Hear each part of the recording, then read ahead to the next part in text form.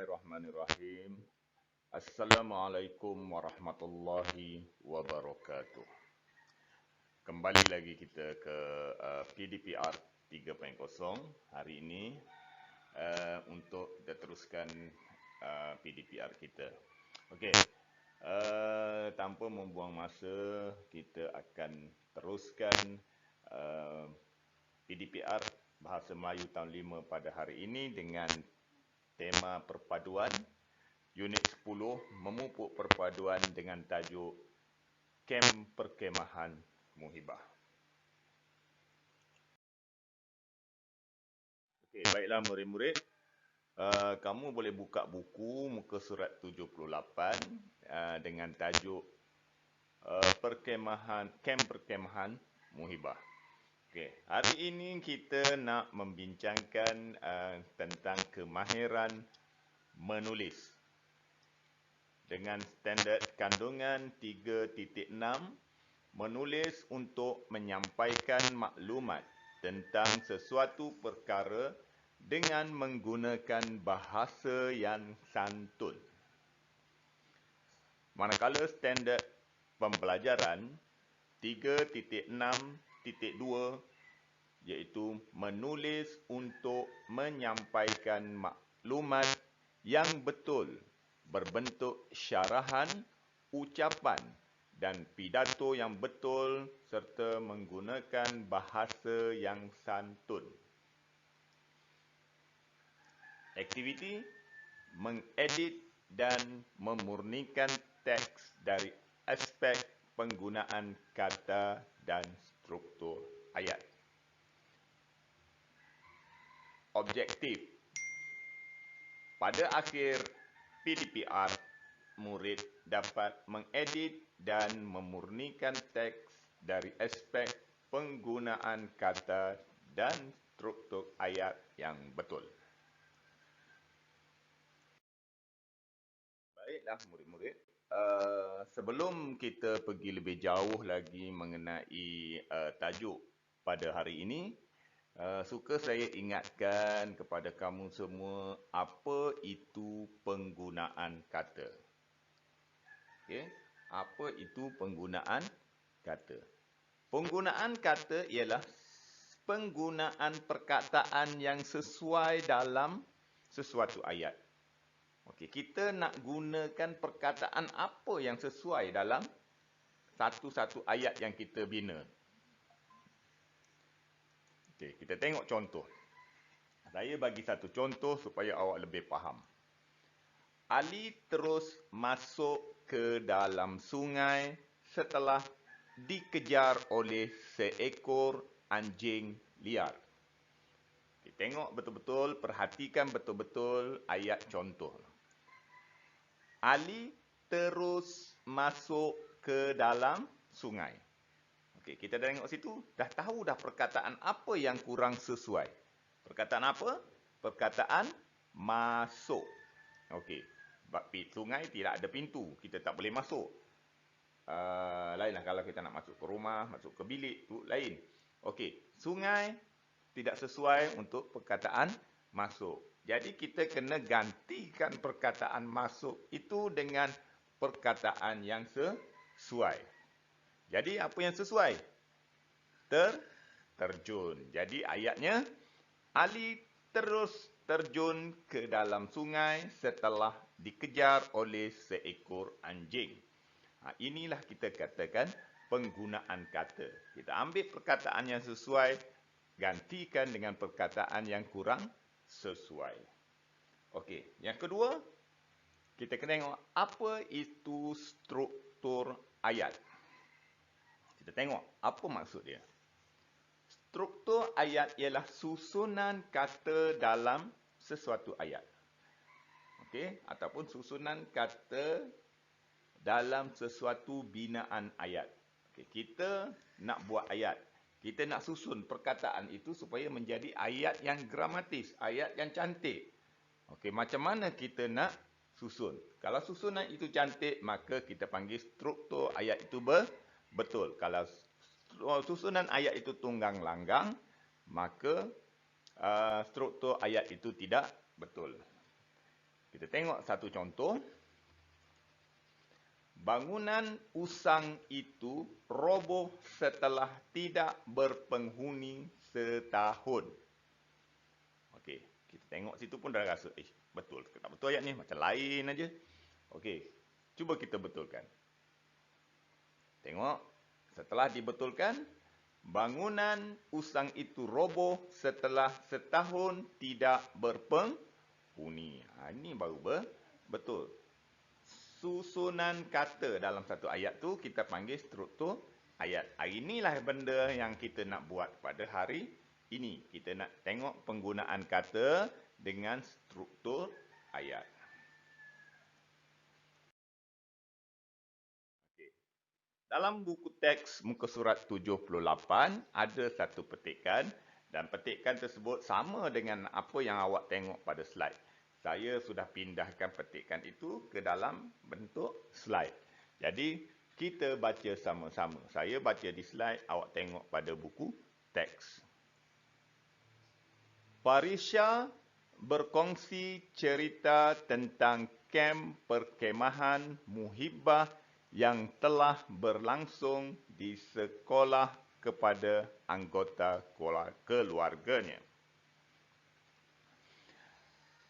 Majlis telah dimulakan dengan acara sambutan ketibaan tetangga kehormat.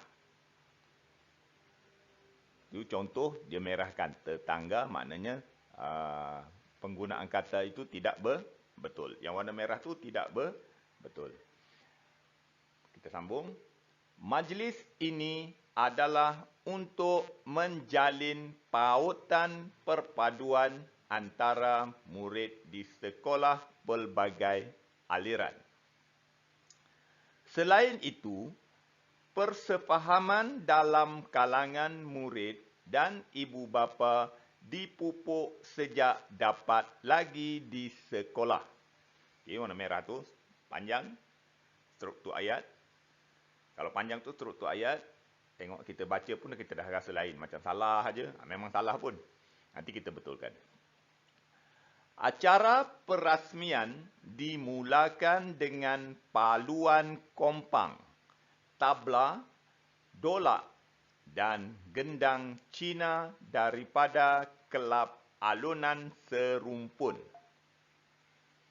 Kemudian, tetamu dan murid-murid kaku menyanyikan lagu patriotik dan beberapa kuntum lagu muhibah seperti lagu Setia.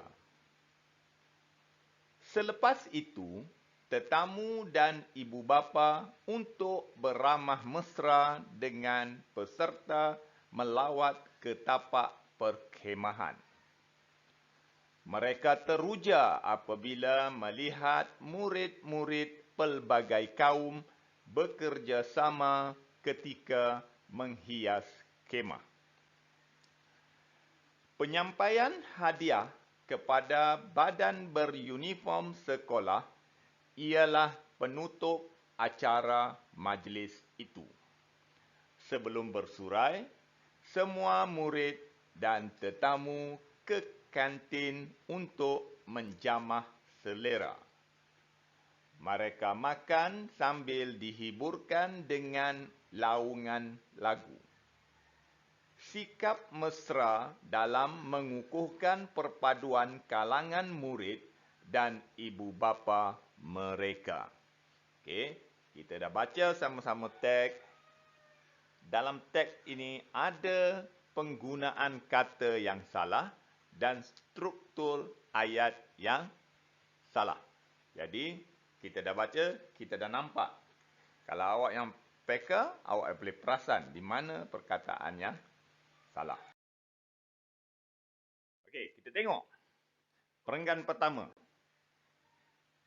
Perenggan pertama tak adalah sebab dia tidak dimerahkan. Perenggan kedua, majlis telah dimulakan. Okey, sampai ketibaan tetangga, dia merahkan. Mana tetangga itu penggunaan kata yang tak betul. Begitu juga dengan pautan. Kalau patah perkataan, maknanya penggunaan kata. Kalau panjang, itu panggil struktur ayat. Okey. Selain itu, persefahaman dalam kalangan murid dan ibu bapa dipupuk sejak dapat lagi di sekolah. Okey, ini nampak dia punya susunan dia tunggang langgang tak betul. Dalam buku teks dia dah bagi pembetulannya. Kita cari lagi. Kita tengok perenggan yang ketiga. Acara perasmian dimulakan dengan paluan kompang, tabla, dolak dan gendang Cina daripada kelab alunan serumpun. Kemudian, tetamu dan murid-murid kaku menyanyikan lagu patriotik dan beberapa kuntum lagu muhibah seperti lagu setia. Okey, kaku. Satu perkataan yang penggunaan kata yang tidak tepat. Yang kedua, beberapa kuntum lagu. Lagu panggil kuntum ke? Bukan kan? Okey. Kuntum. Kita jumpa lagi. Kita baca lagi. Selepas itu, tetamu dan ibu bapa untuk beramah mesra dengan peserta melawat ke tapak perkhemahan. Ni macam tak betul je. Tetamu dan ibu bapa untuk beramah mesra. Jadi, yang ini struktur ayat. Okey. Kita teruskan. Tergaris dulu, nanti kita bincang. Penyampaian hadiah kepada badan beruniform sekolah ialah penutup acara majlis itu. Sebelum bersurai, semua murid dan tetamu ke kantin untuk menjamah selera. Menjamah selera itu apa? Okey, menjamah kurang sesuai. Mereka makan sambil dihiburkan dengan laungan lagu. Laungan lagu, betul ke? Okey, tak betul. Sikap mereka dalam mengukuhkan perpaduan kalangan murid dan ibu bapa mereka. Yang ni pun macam tak betul. Okey. Kita dah dapat, kita tengok. Okey. Yang kotak kuning tu ialah penggunaan kata, yang bergaris itu ialah struktur ayat yang tidak betul. Okey, kita teruskan tengok apa yang tak betul dalam penggunaan kata. Okey. Majlis telah dimulakan dengan acara sambutan ketibaan tetangga kehormat. Jadi tetangga tu tidak betul, yang betulnya ialah tetamu kehormat. Okey. Tengok baris seterusnya. Majlis ini adalah untuk menjalin pautan perpaduan. Okey. Pautan perpaduan. Pautan tak betul. Yang betulnya ialah menjalinkan ikatan perpaduan antara murid di sekolah pelbagai aliran. Ayat seterusnya. Kemudian, tetamu dan murid-murid kaku menyanyikan lagu patriotik dan beberapa kuntum lagu muhibah seperti lagu setia. Okey, ada dua dalam tu, iaitu yang tadi kita tengok, kita highlightkan kaku. Yang satu lagi ialah kuntum. Okey, kita tengok. Kaku. Lagu patriotik ni ialah lagu kenegaraan. Lagu yang boleh membangkitkan semangat. Adakah murid kaku menyanyikan? Tak. Murid sepatutnya bersemangat. Jadi, kita kena gantikan kaku dengan murid-murid bersemangat menyanyikan lagu patriotik dan beberapa kuntum. Okey, kuntum. Kuntum ni untuk bunga. Lagu, penjodoh bilangan bagi lagu ialah beberapa buah.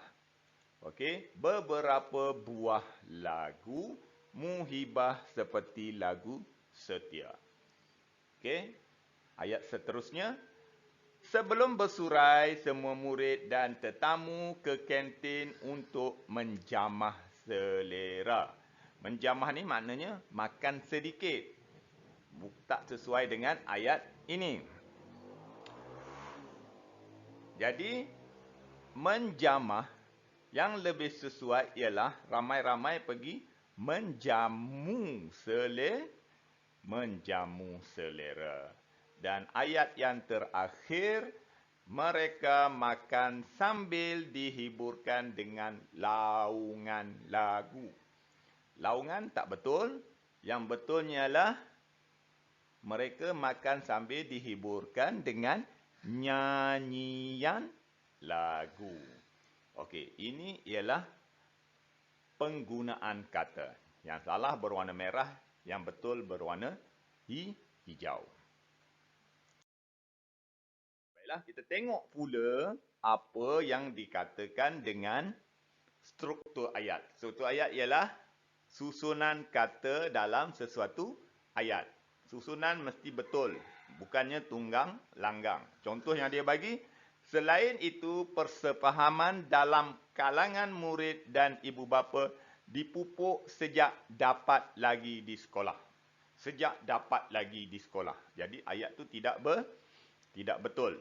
Yang betulnya ialah selain itu persefahaman dalam kalangan murid dan ibu bapa dapat dipupuk sejak di sekolah lagi. Kita tengok yang kedua yang telah kita garis tadi. Selepas itu, tetamu dan ibu bapa untuk beramah mesra dengan peserta melawat ke tapak perkemahan. Ayat ni pun tunggang langgang. Struktur ayatnya tidak betul. Jadi yang betulnya, yang sepatutnya kita betulkan ialah selepas itu, apa dia? Selepas itu, tetamu dan ibu bapa melawat ke tapak perkemahan untuk beramah mesra dengan peserta. Dan yang kita garis tadi, awal-awal tadi, sikap mesra dalam mengukuhkan perpaduan kalangan murid dan ibu bapa mereka. Okey, sepatutnya sikap mesra dalam kalangan murid dan ibu bapa mengukuhkan perpaduan mereka. Sepatutnya begini, sikap mesra dalam kalangan murid dan ibu bapa mengukuhkan perpaduan mereka. Okey, kita teruskan lagi. Ini dia yang ditunggu-tunggu, tugasan. Sila siapkan tugasan dalam buku tata bahasa. Apa dia tugasan? Tugasannya ialah salin balik. Dalam buku teks, dia dah ada bagi kotak tu. Awak salin balik dalam bentuk macam yang saya buat. Okey, tadi saya dah bagi jawapan. Tengok balik buku teks dan selesaikan tugasan. Okey? Semua mesti buat. Setiap tugasan mesti sampai pada WhatsApp saya sebelum pukul 5 petang. Tak sampai pukul 5 petang, saya anggap awak tidak ikuti PDPR. Okey?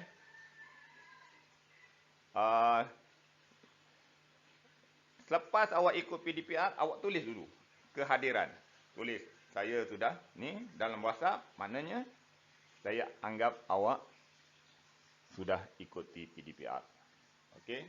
Lepas tu hantar kerja. Itu saja. Sekian. Terima kasih dan Assalamualaikum. Jumpa lagi.